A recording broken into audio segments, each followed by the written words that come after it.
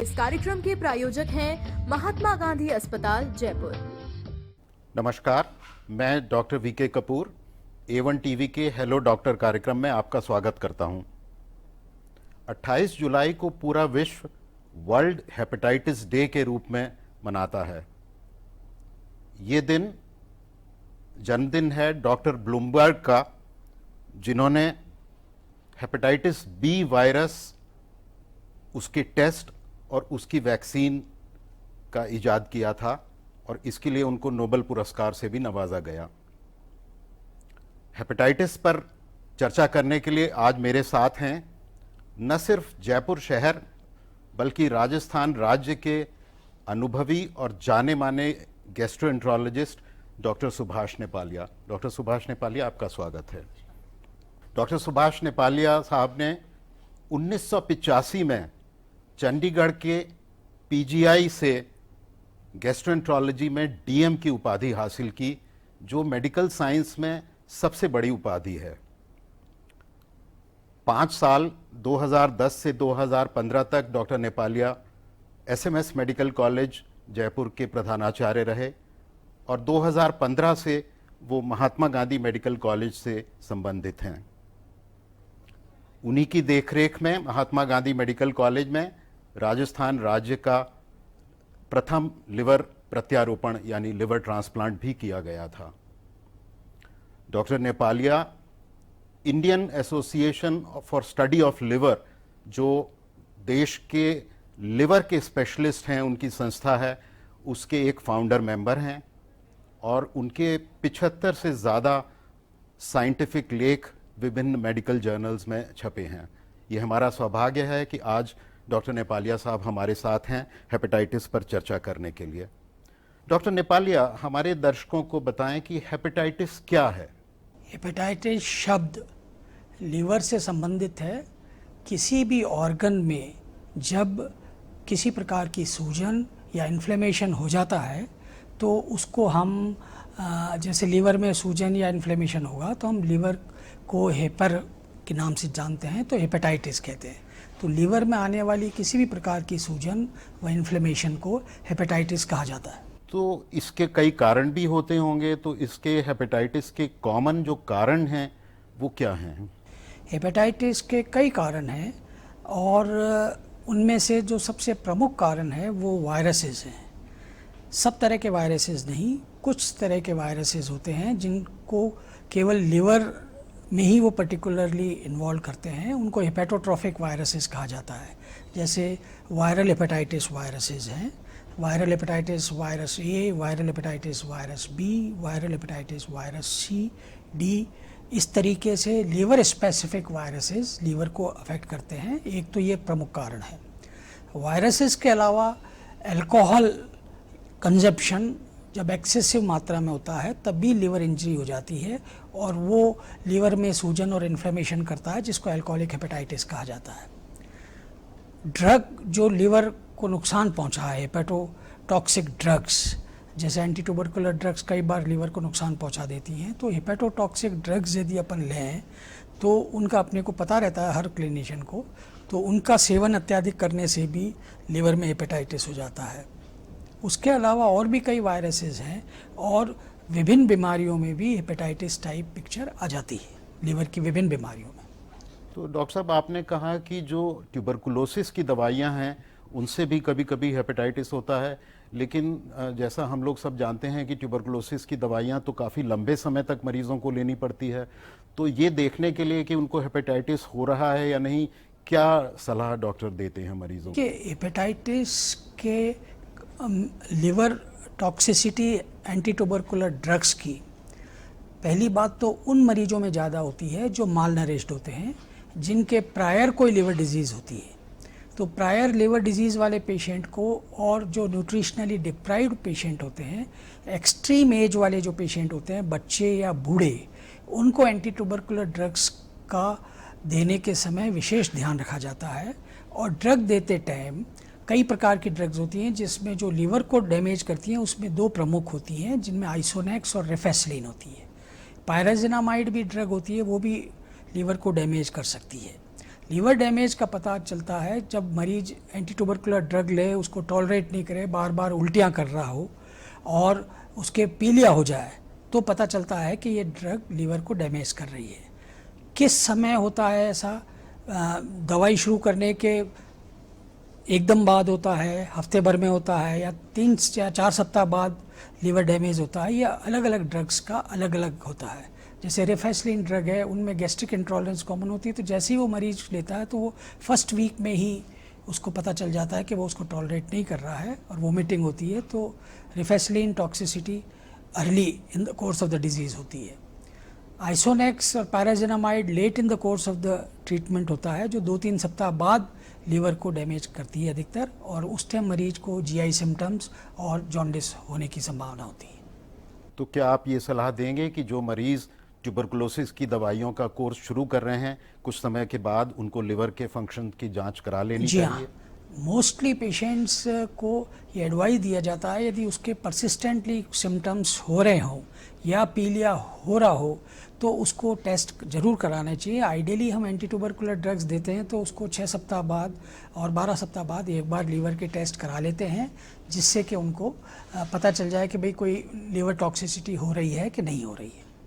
तो डॉक्टर साहब, आपने बताया कि हेपेटाइटिस के 2 कॉमन कॉजेज़ हैं, एक तो वायरल इन्फेक्शंस जिनको हम वायरल हेपेटाइटिस के नाम से जानते हैं, और दूसरा अल्कोहल यानी शराब का बहुत ज़्यादा मात्रा में और बहुत लंबे समय तक उपयोग करना।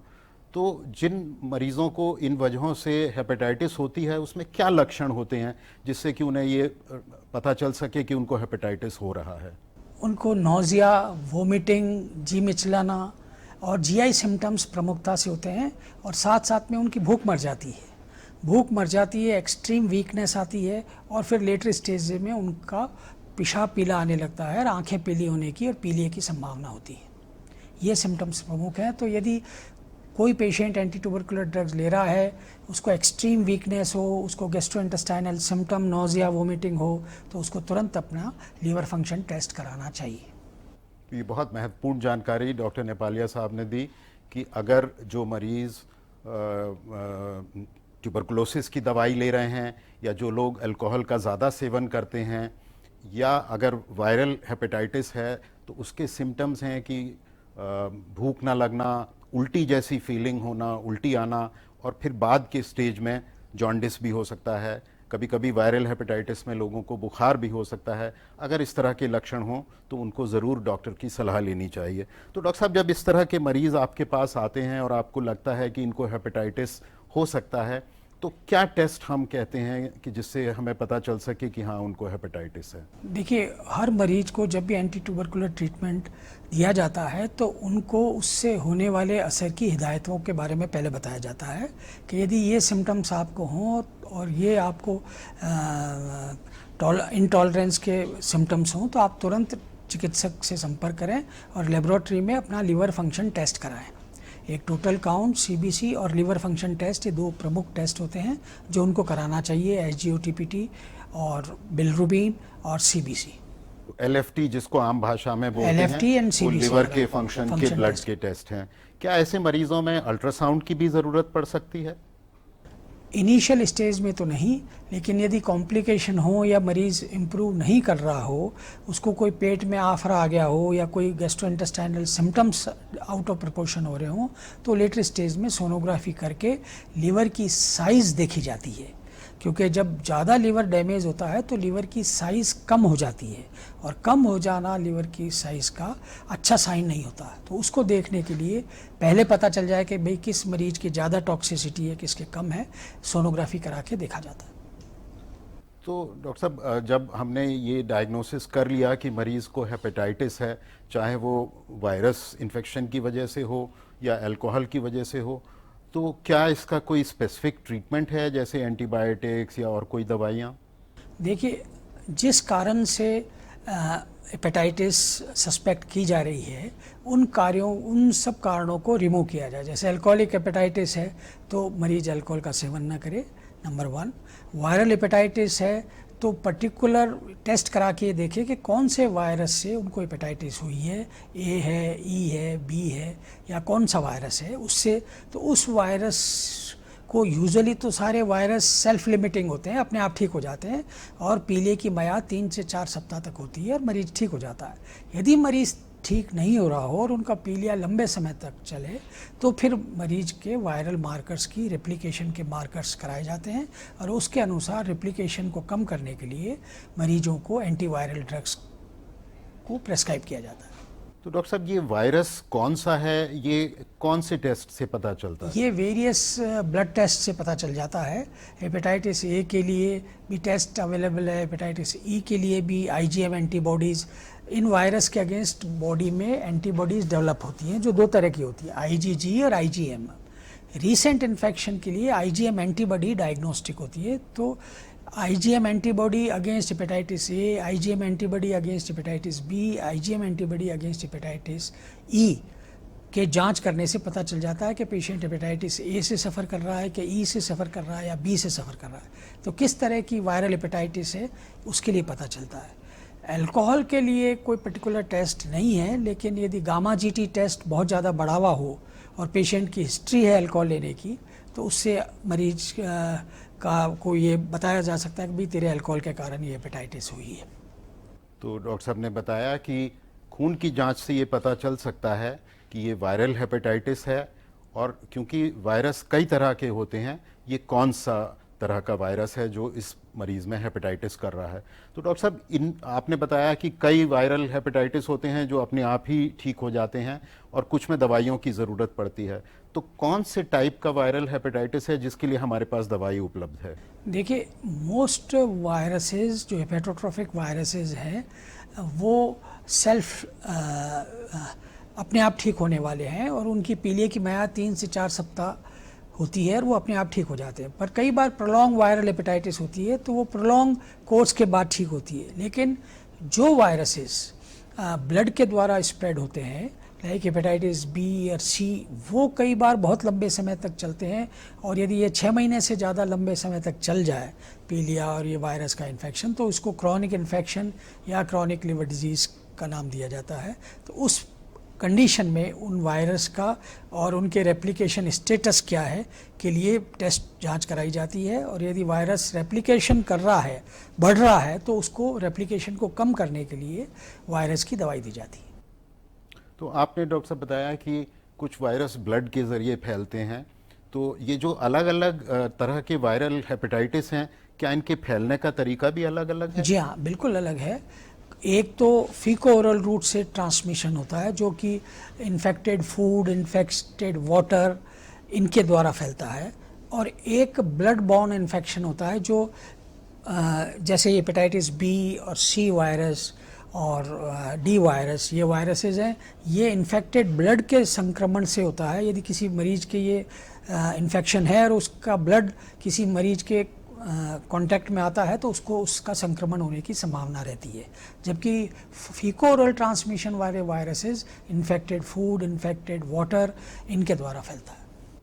तो आज डॉक्टर सुभाष नेपालिया साहब से हमें हेपेटाइटिस के बारे में बहुत ही महत्वपूर्ण और बहुत ही उपयोगी महात्मा गांधी हॉस्पिटल के जाने माने और अब अनुभवी गैस्ट्रोएंट्रोलॉजिस्ट डॉक्टर सुभाष नेपालिया आज हमसे बात कर रहे हैं हेपेटाइटिस के बारे में, क्योंकि 28 जुलाई को पूरा विश्व वर्ल्ड हेपेटाइटिस डे के रूप में मनाता है।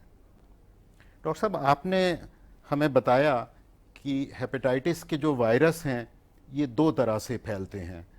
एक तो आपने बताया फीको ओरल रूट, यानी कि गंदा खाना या गंदा पानी अगर हम उसका सेवन कर लें, और दूसरे आपने बताया कि खून के ज़रिए।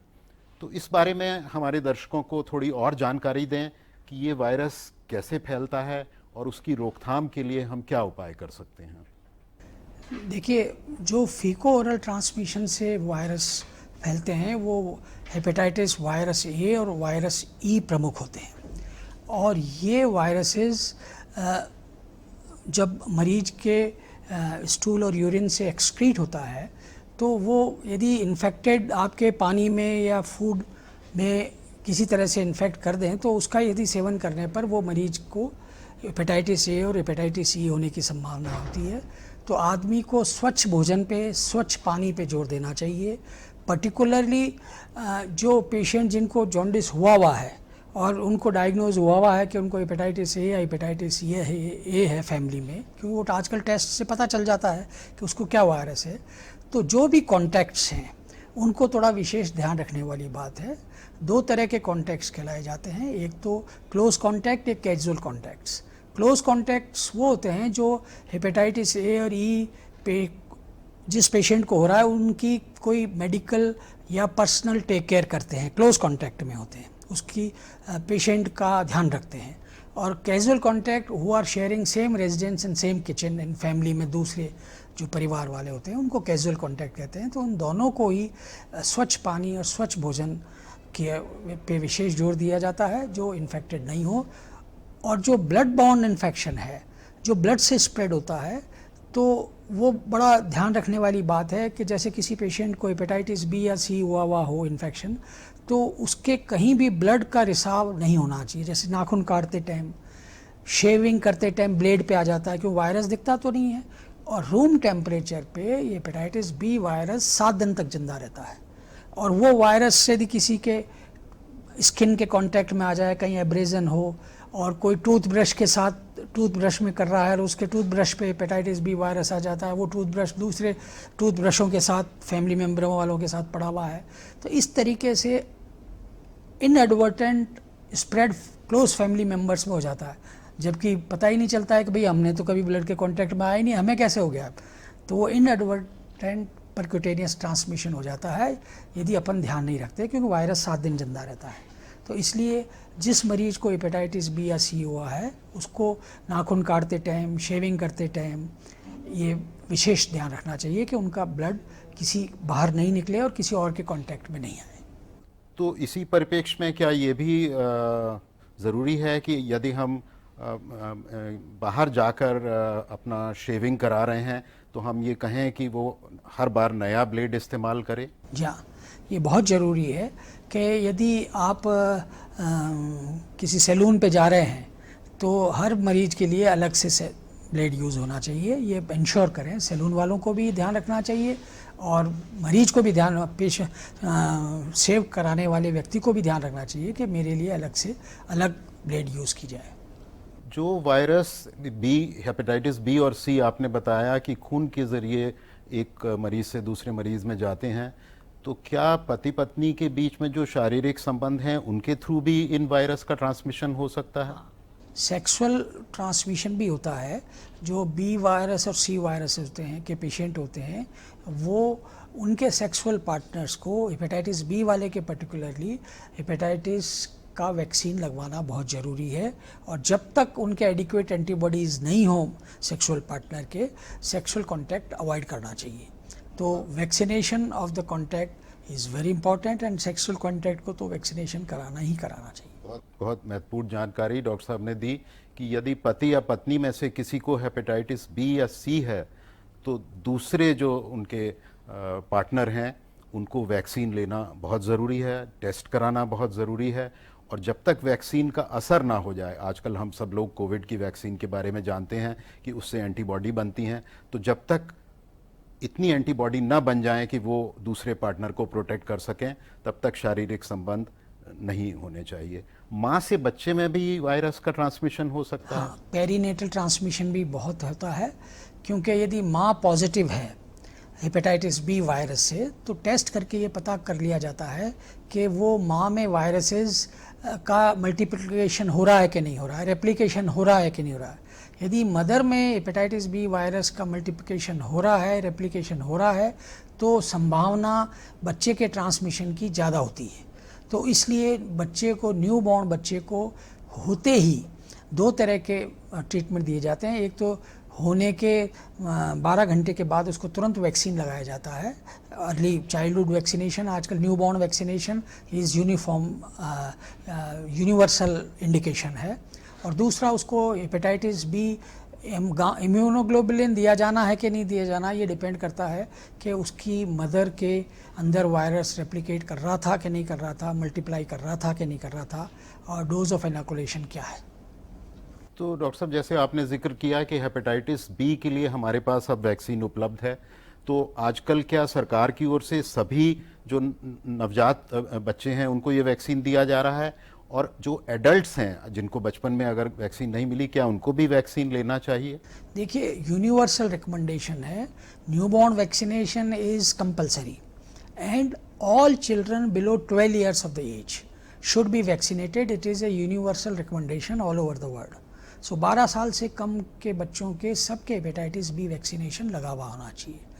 जहाँ तक एडल्ट का सवाल है, एडल्ट में उन लोगों को वैक्सीनेशन कंपलसरी है जो कि मेडिकल फील्ड में है, पैरामेडिकल फील्ड में है, नर्सिंग फील्ड में है, और जो पेशेंट की टेक केयर करने वाले होते हैं लोग बाग, nursing staff, paramedical staff, medical staff, उन सबको, और जो भी क्लोज एंड कैजुअल कॉन्टैक्ट्स हैं एडल्ट्स, उन सबको वैक्सीनेशन कराना जरूरी है। तो जैसे डॉक्टर साहब ने बताया, यदि आपके बच्चे को बचपन में जो नॉर्मल वैक्सीनेशन प्रोग्राम में हेपेटाइटिस बी का वैक्सीन नहीं लगा है, अगर आपका बच्चा 12 साल से कम है, तो अब डॉक्टर की सलाह लेके अपने बच्चे को हेपेटाइटिस बी का वैक्सीन ज़रूर लगवाएं। डॉक्टर साहब, अभी तक तो हम ये बात कर रहे हैं कि हेपेटाइटिस हुआ, आपने बताया कि कुछ तरह के हेपेटाइटिस हैं वो 2-4 हफ्ते में अपने आप ही ठीक हो जाते हैं, कुछ हेपेटाइटिस आपने बताया जो लंबे समय तक चलते हैं, और उसमें से हेपेटाइटिस सी के लिए हमारे पास दवाइयाँ हैं। लेकिन क्या ये बीमारी सीरियस भी हो सकती है? क्या ये घातक भी हो सकती है? देखिए, यदि हेपेटाइटिस बी और सी जो ब्लड बॉर्न वायरल इन्फेक्शंस हैं लीवर के, ये कई बार बड़े लंबे समय तक चलते हैं। यदि 6 महीने से ज़्यादा ये लीवर में रहें तो उसको क्रॉनिक इन्फेक्शन या क्रॉनिक लीवर को डिजीज़ करते हैं, तो क्रॉनिक लीवर डिजीज़ कहा जाता है। तो जब लंबे समय तक क्रॉनिक इन्फेक्शन हो हेपेटाइटिस बी और सी वायरस का तो ट्रीटमेंट अवेलेबल है और सी वायरस क्योर भी हो जाता है। बी वायरस का ट्रीटमेंट अवेलेबल है, उसका रेप्लिकेशन मल्टीप्लिकेशन को रोका जा सकता है, पर उसको इरेडिकेट कराना मुश्किल होता है, और वो यदि डेड वायरस बॉडी में पड़ा रहता है तो वो ज़्यादा नुकसान नहीं करता।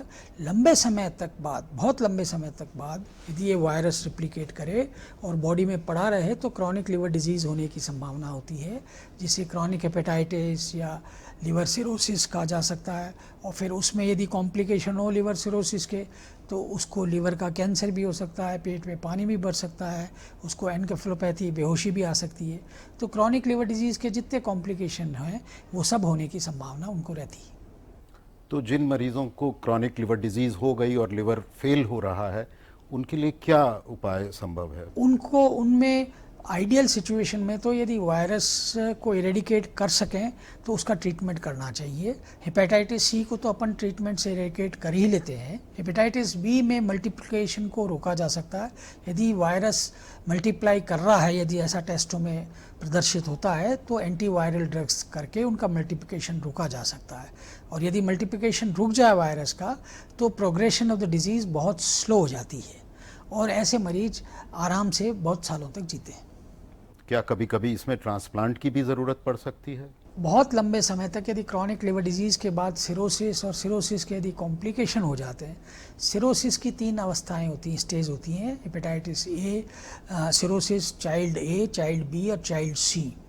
तो यदि चाइल्ड ए से बी में प्रोग्रेशन कम हो जाता है, बी से सी में प्रोग्रेशन कम हो जाता है, और सी के कॉम्प्लिकेशन भी रुकने की संभावना रहती है यदि अपन वायरस को टेक केयर करें तो। इसलिए वायरस को तो ट्रीट करना ही चाहिए। और फिर नेचुरल हिस्ट्री में यदि बीमारी बढ़ती है तो लिवर कॉम्प्लिकेशंस होते हैं, तो लिवर ट्रांसप्लांट की कई मरीजों में ज़रूरत पड़ सकती है। डॉक्टर साहब, आप लंबे समय से महात्मा गांधी अस्पताल से जुड़े हुए हैं। क्या महात्मा गांधी अस्पताल में हेपेटाइटिस और उससे होने वाली जो भी आपने कॉम्प्लिकेशंस बताई, उनका निदान और उनका उपचार अवेलेबल है? हाँ बिल्कुल, महात्मा गांधी अस्पताल में हेपेटाइटिस, विभिन्न प्रकार की हेपेटाइटिस को डायग्नोज करने के लिए सभी टेस्ट, सारे वायरोलॉजिकल मार्कर्स टेस्ट किए जाते हैं। सारे तरह के, किसी भी तरह की हेपेटाइटिस हो उसको डायग्नोज करने के जिन वायरल मार्कर्स टेस्टों की ज़रूरत होती है वो महात्मा गांधी अस्पताल में अवेलेबल हैं। उनको ट्रीट करने के लिए भी डेडिकेटेड लिवर आईसीयूज़ भी यहाँ पर हैं, जहाँ मरीजों को यदि कॉम्प्लिकेशन हो जाए तो डेडिकेटेड लिवर आईसीयूज़ महात्मा गांधी अस्पताल में हैं, और डेडिकेटेड गैस्ट्रोएंटरोलॉजी विभाग और डेडिकेटेड इवन हेपेटोलॉजी और हेपेटो बिलियरी सर्जरी का विभाग भी यहाँ पर है जो इन तरह के मरीजों को ट्रीट कर सकता है। और मैं आपको बताऊं कि लिवर का पहला ट्रांसप्लांट राज्य में महात्मा गांधी अस्पताल में ही 2016 में किया गया था और वो मरीज आज भी बिल्कुल ठीक है। डॉक्टर नेपालिया साहब, आपका बहुत बहुत धन्यवाद। आज आपने हमारे दर्शकों को हेपेटाइटिस के बारे में बहुत ही उपयोगी और बहुत ही महत्वपूर्ण जानकारी दी। इसी के साथ हेलो डॉक्टर का ये संस्करण हम समाप्त करते हैं। अगले प्रोग्राम में आपसे फिर मुलाकात होगी। नमस्कार। नमस्कार।